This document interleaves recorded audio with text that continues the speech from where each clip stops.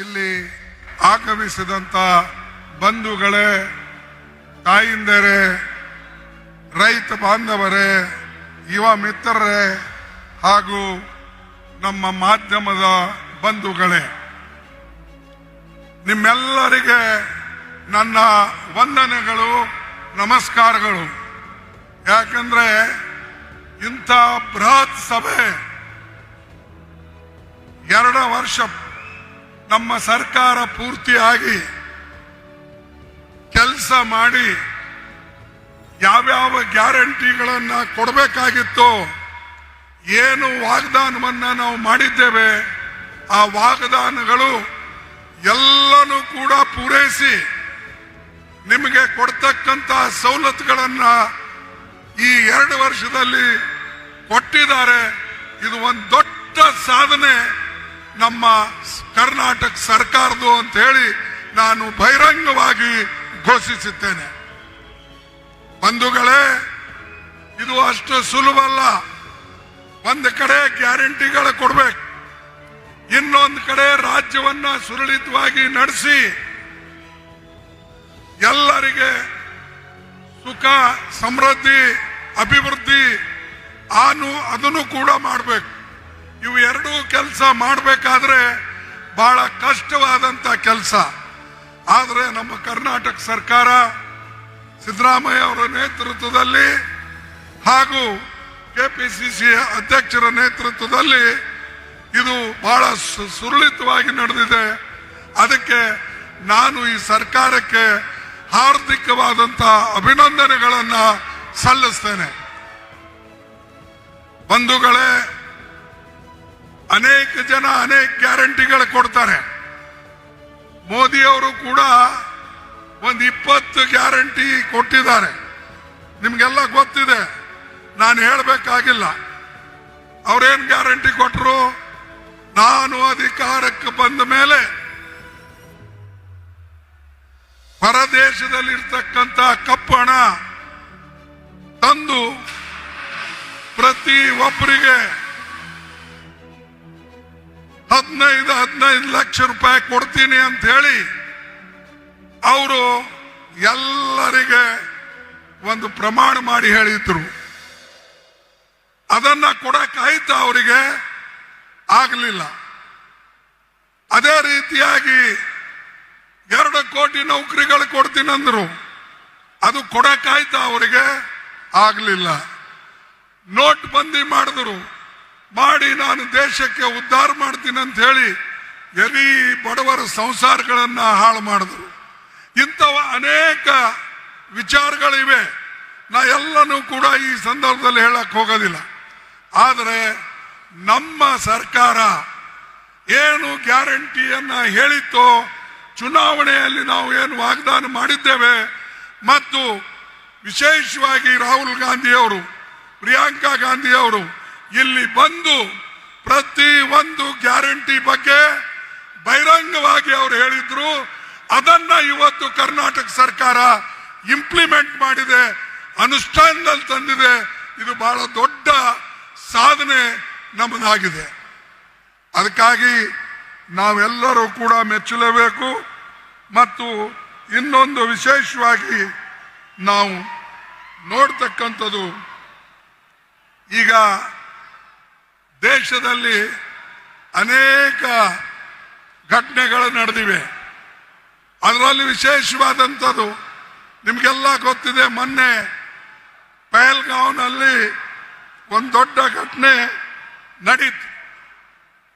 ಆ ಪಹಲ್ಗಾಂವ್ನಲ್ಲಿ 26 ಜನರದ ಕೊಲೆ ಆಯ್ತು. ಯಾಕೆ ಕೊಲೆ ಆಯ್ತು? ಯಾಕಂದ್ರೆ ಮೋದಿ ಸರ್ಕಾರ ಅಲ್ಲಿ ಸೆಕ್ಯೂರಿಟಿ ಕೊಟ್ಟಿಲ್ಲ. ಯಾರು ಟೂರಿಸ್ಟ್ ಹೋಗಿದ್ರು, ಅಲ್ಲಿ ಯಾರು ನೋಡಕ್ ಹೋಗಿದ್ರು, ಅವರಿಗೆ ಪೊಲೀಸ್ ಸೆಕ್ಯೂರಿಟಿ ಆಗಲಿ, ಬಾರ್ಡರ್ ಫೋರ್ಸ್ ಆಗಲಿ, ಅಥವಾ ಅಲ್ಲಿ ಮಿಲಿಟರಿ ಆಗಲಿ ಅವರಿಗೆ ಸಹಾಯ ಮಾಡಲಿಲ್ಲ. ಅದಕ್ಕಾಗಿ 26 ಜನ ಕೊಲೆ ಅಲ್ಲಿ ಆಯ್ತು. ಆದ್ರೂ ಮೋದಿ ಒಂದು ಮಾತಾಡ್ಲಿಲ್ಲ ಅದ್ರ ಬಗ್ಗೆ. ಮೋದಿ ಬರೇ ತನ್ಗೇನು ಹೇಳಬೇಕು ಅದನ್ನ ಹೇಳ್ಕೊಂಡು ಹೋದ್ರು. ಮತ್ ನಾನು ಒಂದು ಮಾತನ್ನ ಹೇಳಿದ್ದೇನೆ, ಇನ್ನೂವರೆಗೆ ಅದರ ಉತ್ತರವನ್ನ ಬಂದಿಲ್ಲ. ಮೋದಿ ಅವರು 17ನೇ ತಾರೀಕು ಕಾಶ್ಮೀರ್ಗೆ ಹೋಗೋರಿದ್ರು.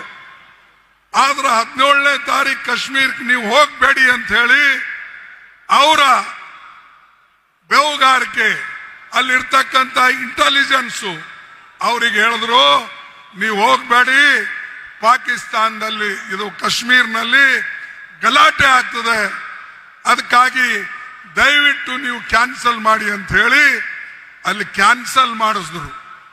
ಇದು ನಿಮಗೆ ಗೊತ್ತಿದ್ದಾಗ 17ನೇ ತಾರೀಕು ನೀವು ಕಾಶ್ಮೀರ್ಗೆ ಹೋಗ್ತಕ್ಕಂಥ ಪ್ರೋಗ್ರಾಮವನ್ನ ಕ್ಯಾನ್ಸಲ್ ಮಾಡುವಾಗ ನೀವು ಯಾಕೆ ಈ ಟೂರಿಸ್ಟ್ ಅನ್ನ ಪೊಲೀಸರ ಮುಖಾಂತರ ಯಾಕೆ ಹೇಳಲಿಲ್ಲ? ನೀವು ಹೋಗ್ಬೇಡಿ, ಅಲ್ಲಿ ತೊಂದರೆ ಇದೆ ಅನ್ನತಕ್ಕಂಥ ಮಾತು ನೀವು ಹೇಳಲಿಲ್ಲ. ಹೇಳಿದ್ರೆ 26 ಪ್ರಾಣಗಳನ್ನ ಉಳಿತೀವು. ಮತ್ತು ನಮ್ಮ ಈಗೇನು ನಾವು ಹೆಚ್ಚು ಕಡಿಮೆ ಚುಟ್ಪುಟ್ಟು ಯುದ್ಧಗಳು ನಡೆದಿವೆ, ಅಥವಾ ನಮ್ಮ ಪಾಕಿಸ್ತಾನ ವಿರುದ್ಧ ನಾವೇನು ಘರ್ಷಣೆ ಮಾಡ್ತಾ ಇದ್ದೇವೆ, ಪಾಕಿಸ್ತಾನ ಕೆಲಸ ಅಂತೂ ಯಾವಾಗಲೂ ಬರೇ ನಮ್ಮ ಭಾರತ ದೇಶ ಮೇಲೆ ಗೂಬಿ ಕೂಡಿಸ್ತಕ್ಕಂಥದ್ದು. ಅವ್ರಿಗೆ ಶಕ್ತಿ ಇಲ್ಲ, ಶಕ್ತಿಹೀನರು. ಇವತ್ತು ಚೈನಾದಿಂದ ಸಪೋರ್ಟ್ ತಗೊಂಡು ಅವರು ನಮ್ಮ ಮೇಲೆ ದಾಳಿ ಮಾಡತಕ್ಕಂಥ ಪ್ರಯತ್ನವನ್ನ ಮಾಡಿದ್ದಾರೆ. ಇದು ಎಂದೂ ಕೂಡ ನಮ್ಮ ದೇಶ ಸಹಿಸೋದಿಲ್ಲ. ನಾವು ಒಕ್ಕಟ್ಟಿದ್ದೇವೆ ಅಂತ ಹೇಳಿ ನಾನು ಮೊದಲೇ 22ಕ್ಕೆ ಬೆಂಗಳೂರಿನಲ್ಲಿ ಹೇಳಿದ್ದೆ. 22ಕ್ಕೆ ನಾ ಬೆಂಗಳೂರಿನಲ್ಲಿ ಹೇಳಿ ಇಡೀ ದೇಶ ಒಕ್ಕಟ್ಟಾಗಿ ಸರ್ಕಾರಕ್ಕೆ ನಾವು ಬೆಂಬಲ ನೀಡಬೇಕು. ಮತ್ತು ಯಾರು ನಮ್ಮ ವಿರುದ್ಧ ಹೋರಾಟಕ್ಕೆ ಬರ್ತಾರೋ ನಾವೆಲ್ಲರೂ ಸೇರಿ ವಿರುದ್ಧ ಮಾಡೋಣ, ಹೋರಾಟ ಮಾಡೋಣ, ಅದಕ್ಕಾಗಿ ಪ್ರಾಣ ಕೊಡೋಣ. ದೇಶ ಅನ್ನತಕ್ಕಂಥದ್ದು ಮುಖ್ಯ, ಆಮೇಲೆ ಜಾತಿ ಧರ್ಮ ಎಲ್ಲ. ಆದ್ರೆ ಇಲ್ಲೇನಾಗಿದೆ, ಇವತ್ತು ವಿಶೇಷವಾಗಿ ಮೋದಿ ಮುಖ್ಯ ಆಗಿದ್ದಾರೆ, ದೇಶ ಆಮೇಲೆ. ಯಾಕಂದ್ರೆ ಅವ್ರಿಗೆ ಉಳಿಸಕ್ಕೆ ನೀವು ವಿಶೇಷವಾದಂತ ಮಾಹಿತಿ ಕೊಡ್ತೀರಿ, ಆದ್ರೆ ಬಡವರಿಗೆ ಸಂರಕ್ಷಣೆಗಾಗಿ ಕೊಟ್ಟಿಲ್ಲ. ಇದು ನಾವು ತಿಳ್ಕೊಳ್ಬೇಕು. ದೇಶಕ್ಕಾಗಿ ನಾವು ಹೋರಾಡ್ತೇವೆ, ಬರೇ ನೀವ ಅಲ್ಲ, ಕಾಂಟ್ರಾಕ್ಟ್ ಯಾರು ನೀವೇ ತಗೊಂಡಿಲ್ಲ. ಈ ದೇಶಕ್ಕಾಗಿ ಇಂದಿರಾ ಗಾಂಧಿ ಅವರು ತನ್ನ ಪ್ರಾಣ ಕೊಟ್ಟಿದ್ದಾರೆ, ರಾಜೀವ್ ಗಾಂಧಿ ಅವರು ತನ್ನ ಪ್ರಾಣವನ್ನು ಕೊಟ್ಟಿದ್ದಾರೆ. ಅದೇ ರೀತಿಯಾಗಿ ಮಹಾತ್ಮ ಗಾಂಧೀಜಿ ಅವರು ಸ್ವಾತಂತ್ರ್ಯ ತಂದು ಕೊಟ್ಟು ತನ್ನ ಪ್ರಾಣವನ್ನ ಈ ದೇಶಕ್ಕಾಗಿ ಕೊಟ್ಟಿದ್ದಾರೆ. ಅಂತ ಪಕ್ಷ ನಮ್ಮ ಕಾಂಗ್ರೆಸ್ ಪಕ್ಷ. ಇಂಥ ಕಾಂಗ್ರೆಸ್ ಪಕ್ಷಕ್ಕೆ ನೀವು ಗೂಬಿ ಕೂಡಿಸ್ತಕ್ಕಂಥ ಪ್ರಯತ್ನ ಮಾಡ್ತೀರಿ, ನಮ್ಮ ಮೇಲೆ ಕೇಸ್ ಹಾಕೋ ಪ್ರಯತ್ನ ಮಾಡ್ತೀರಿ, ನಮಗೆ ಇಡಿ ಕೇಸ್ ಹಾಕ್ತೀರಿ. ನಮ್ಮ ಪೇಪರ್ ನ್ಯಾಷನಲ್ ಹೆರಾಲ್ಡ್ ಅಂತ ಪೇಪರ್ ಮೇಲೆ ಗೂಬಿ ಕೂಡಿಸಿ ಇವತ್ತು ನೀವು ಇಡಿ, ಸಿಬಿಐ, ಇನ್ಕಮ್ ಟ್ಯಾಕ್ಸ್ ನೋಟಿಸ್ಗಳನ್ನ ಕೊಟ್ಟು ನಮ್ಮನ್ನ ಮೆತ್ತಗೆ ಮಾಡಬೇಕು ಅಂತ ಹೇಳಿ ನೀವು ಪ್ರಯತ್ನ ಮಾಡ್ತಾ ಇದ್ದೀರಿ. ಇದು ಎಂದೂ ಸಾಧ್ಯ ಇಲ್ಲ. ಕಾಂಗ್ರೆಸ್ ಪಾರ್ಟಿ ಎಂದೂ ಕೂಡ ಯಾರಿಗೂ ಮಣೆದಿಲ್ಲ, ಬಕ್ಕದಿಲ್ಲ ಅನ್ನತಕ್ಕಂಥ ಮಾತನ್ನ ನಿಮಗೆ ಸ್ಪಷ್ಟವಾಗಿ ಹೇಳ್ತೇನೆ. ನಮ್ಮ ದೇಶಕ್ಕಾಗಿ ನಾವೆಲ್ಲರೂ ಸರ್ವಸ್ವವನ್ನು ಕೊಟ್ಟಿದ್ದೇವೆ. ಆದರೆ ಇವತ್ತು ಇರ್ತಕ್ಕಂಥವ್ರು ದೇಶದ ಬಗ್ಗೆ ಅಂತೂ ಹೋರಾಟ ಮಾಡಿಲ್ಲ, ಆದರೆ ದೇಶದಲ್ಲಿ ದುರಾಡಳಿತವನ್ನು ನಡೆಸಿದ್ದಾರೆ. ಅದನ್ನ ನೋಡಿ ಈಗ ಮೊನ್ನೆ ನಾವು ಒಂದು ಮೋದಿ ಅವರು ಹೇಳಿದ್ರು ಸರ್ಕಾರದಿಂದ, ಇಲ್ಲ ಹೊರದೇಶಕ್ಕೆ ಡೆಲಿಗೇಷನ್ ಕಳಿಸ್ಬೇಕು ಅಂತ ಹೇಳಿ. ನಮಗೆ ಅವ್ರು ಕೇಳಲಿಲ್ಲ, ಬರೇ ಅವರಾಗೆ ಹೇಳ್ಬಿಟ್ರು. ಆದ್ರೆ ನಾವು ದೇಶದ ದೃಷ್ಟಿಯಿಂದ ಏನೂ ಮಾತಾಡದೆ ಇವತ್ತು ನಮ್ಮ ಎಲ್ಲ ಡೆಲಿಗೇಷನ್, ನಮ್ಮೆಲ್ಲ ರಿಪ್ರೆಸೆಂಟೇಟಿವ್ಗಳನ್ನ ಹೊರದೇಶಕ್ಕೆ ದೇಶದ ಬಗ್ಗೆ ವಿಚಾರವನ್ನ ಪ್ರಸ್ತಾಪ ಮಾಡಕ್ಕೆ ನಾವು ಕಳಿಸ್ತಾ ಇದ್ದೇವೆ. ಇದು ನಮ್ಮ ಗುರಿ ದೇಶಕ್ಕೆ ಉಳಿಸ್ತಕ್ಕಂಥದ್ದು. ನಾವು ಪಕ್ಷ ಪಂಗಡ ಅಥವಾ ಯಾರಿಗೆ ಕ್ರೆಡಿಟ್ ಬರ್ತದೋ ಡಿಸ್ಕ್ರೆಡಿಟ್ ಬರ್ತದೋ ಇಲ್ಲ. ನಮಗೆ ದೇಶ ಉಳಿಸ್ಬೇಕಾಗಿದೆ, ಜನನ ಉಳಿಸ್ಬೇಕಾಗಿದೆ. ಅನೇಕ ವರ್ಷದಿಂದ ಗುಲಾಮಗಿರಿಯಲ್ಲಿ ಇದ್ದಂತ ದೇಶಕ್ಕೆ ನಾವು ಸ್ವಾತಂತ್ರ್ಯ ಮಾಡಿಕೊಟ್ಟಿದ್ದೇವೆ. ಅದು ಉಳಿಸ್ತಕ್ಕಂಥದ್ದು ನಮ್ಮ ಕೆಲಸ. ಈ ದೇಶದ ಸಂವಿಧಾನ ನಾವು ತಯಾರು ಮಾಡಿದ್ದೇವೆ. ಅದಕ್ಕಾಗಿ ಬಾಬಾ ಸಾಹೇಬ್ ಅಂಬೇಡ್ಕರ್ ಅವರ ನೇತೃತ್ವದಲ್ಲಿ, ಪಂಡಿತ್ ಜವಾಹರ್ಲಾಲ್ ನೆಹರೂಜಿ ಅವರ ನೇತೃತ್ವದಲ್ಲಿ ನಾವು ತಯಾರು ಮಾಡಿದಂತ ಸಂವಿಧಾನ, ಈ ದೇಶಕ್ಕೆ ತಂದಂತ ಸ್ವಾತಂತ್ರ್ಯ, ಇದನ್ನ ಉಳಿಸ್ಕೊಳ್ತಕ್ಕಂಥದ್ದು ನಮ್ಮ ಕರ್ತವ್ಯ ಆಗಿದೆ, ನಮ್ಮ ಜವಾಬ್ದಾರಿ ಆಗಿದೆ. ಅದು ನಾವು ಮಾಡ್ತೇವೆ. ಆದ್ರೆ ಬಿಜೆಪಿದವ್ರು ನೀವೇನ್ ಮಾಡ್ತೀರಿ? ಬರೇ ಸುಳ್ಳು ಹೇಳ್ಕೊಂಡು ಅಡ್ಡಾಡೋದು. ಇಲ್ಲಿ ನಾವು ದೇಶದ ಬಗ್ಗೆ ಮಾತಾಡಕ್ಕೆ ಒಂದು ಕಡೆ ಸೇರಿದ್ರೆ ಮೋದಿ ಅವರು ಚುನಾವಣೆ ಭಾಷಣ ಮಾಡಿಕೊಂಡು ಬಿಹಾರ್ನಲ್ಲಿ ಇರ್ತಾರೆ.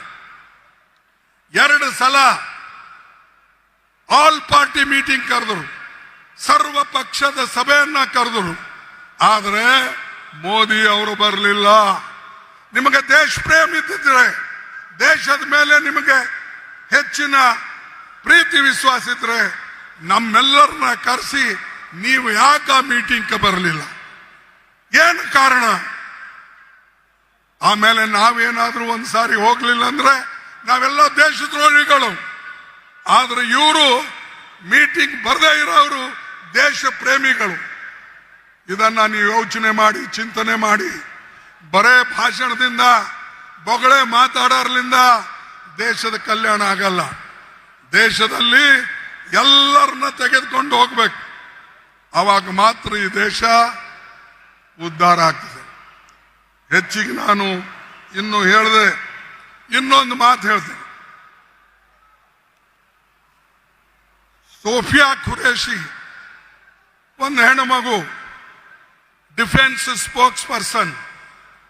ಅವಳು ಮಾತಾಡಿದ ಮೇಲೆ ಒಬ್ಬ ಬಿಜೆಪಿ ಮಿನಿಸ್ಟರ್ ಹೇಳ್ತಾನೆ, ಈ ಹೆಣ್ಮಗಳಿಗೆ ಪಾಕಿಸ್ತಾನ್ ನೆಂಟಿದೆ, ಇವಳು ಪಾಕಿಸ್ತಾನ್ ಏಜೆಂಟ್ ಇದ್ದಾಳೆ ಅನ್ನತಕ್ಕಂಥ ಮಾತು ಹೇಳಿ ಹೀಯಾಡಿಸ್ತಾನೆ.